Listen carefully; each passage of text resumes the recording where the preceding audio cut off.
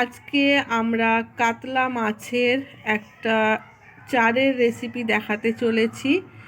যারা নতুন শিকারী তাদের জন্য কিছু পরামর্শ আপনাদের দাদাভাই এখানে দেবেন।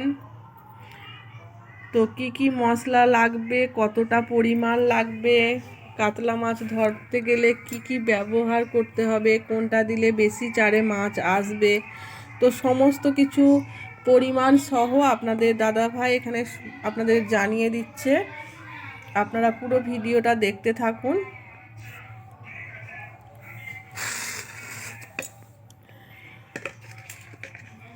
তাহলেই আপনারা জানতে পারবেন। আর অবশ্যই আপনারা কমেন্ট করে জানাবেন।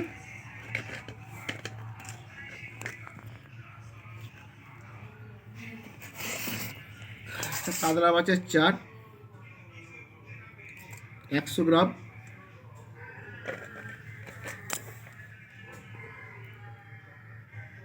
আমি এই চারটা দেখিয়ে দেওয়ার জন্য আমি অল্প করে এখন বানাচ্ছি, পরিমাণটা অল্প করে করছি।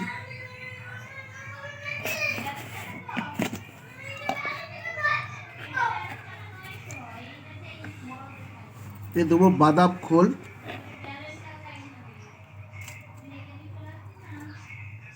100 গ্রাম কাতলা মাছের চারে আমি 50 গ্রাম বাদাম খোল ভাজা মিক্সড করব, কারণ হচ্ছে বাদাম খোলটা কাতলা মাছের জন্য খুবই ভালো, খুব মিষ্টি গন্ধ। আর এতে দেবো নারকেল খোল 50 গ্রাম,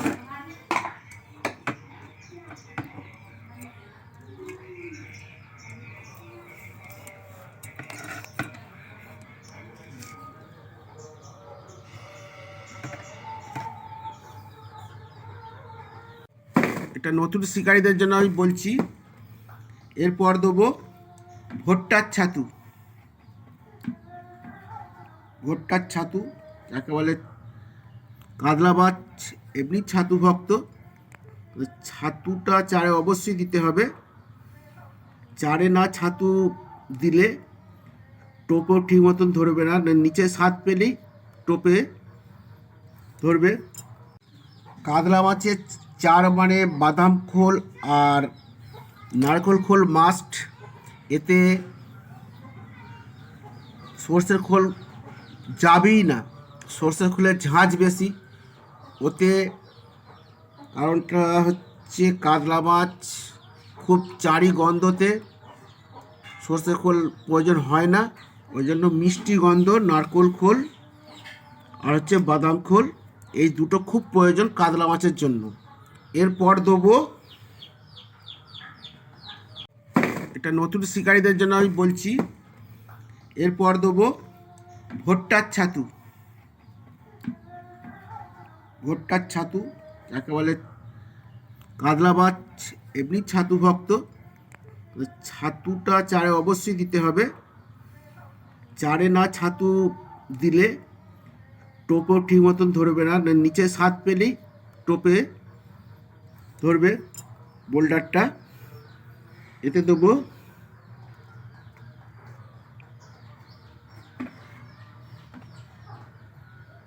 30 গ্রাম ছাতু দিলাম, ভুট্টার ছাতুটা। আর এতে দেবো নারকেল ডাস্ট, নারকেল ডাস্ট দেবো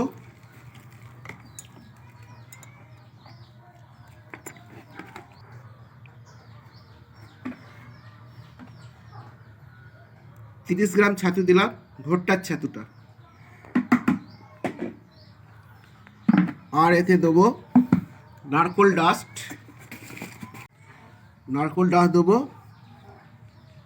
4 চামচের 2 চামচ।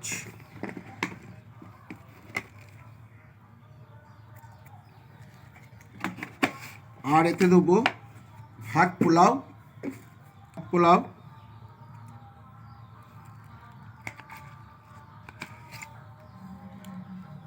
50 গ্রাম।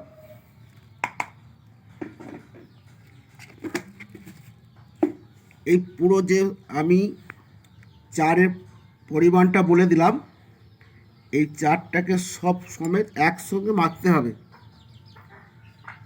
মেখে এটাকে ডেলা করে ফেলতে হবে। আর কাতলা মাছকে এই চারে আসতেই হবে, অবশ্যই আসবে। একসঙ্গে মাখছি।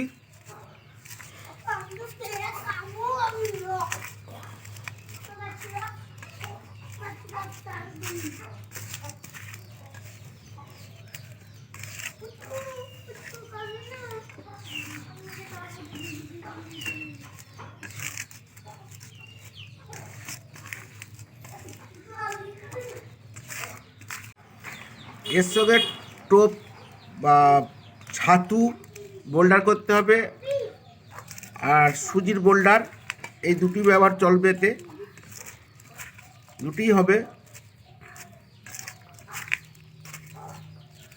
নিয়ে এভাবে টাইট করে মাখতে হবে। এইভাবে ছোট ছোট লাড্ডু করতে হবে, ঠিক এইভাবে লাড্ডু করতে হবে।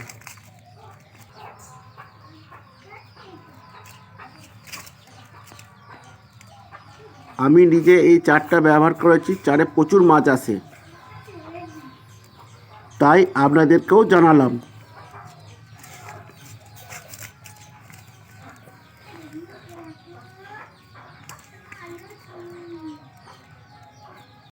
তাহলে দেখে কি মনে হলো যে এটা কি খুবই কঠিন?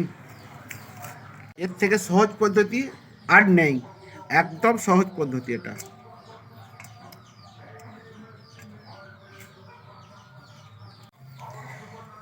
এবার আপনারা কমেন্ট করে জানাবেন বিষয়টা কেমন লাগলো। আশা করি পরিমাণগুলো বুঝতে আপনাদের কোনো অসুবিধা হয়নি। ভিডিওটা ভালো লাগলে অবশ্যই লাইক এবং শেয়ার করবেন। আবারও দেখা হবে এক নতুন ভিডিও নিয়ে। ততক্ষণ প্রত্যেককে ভালো থাকুন, সুস্থ থাকুন।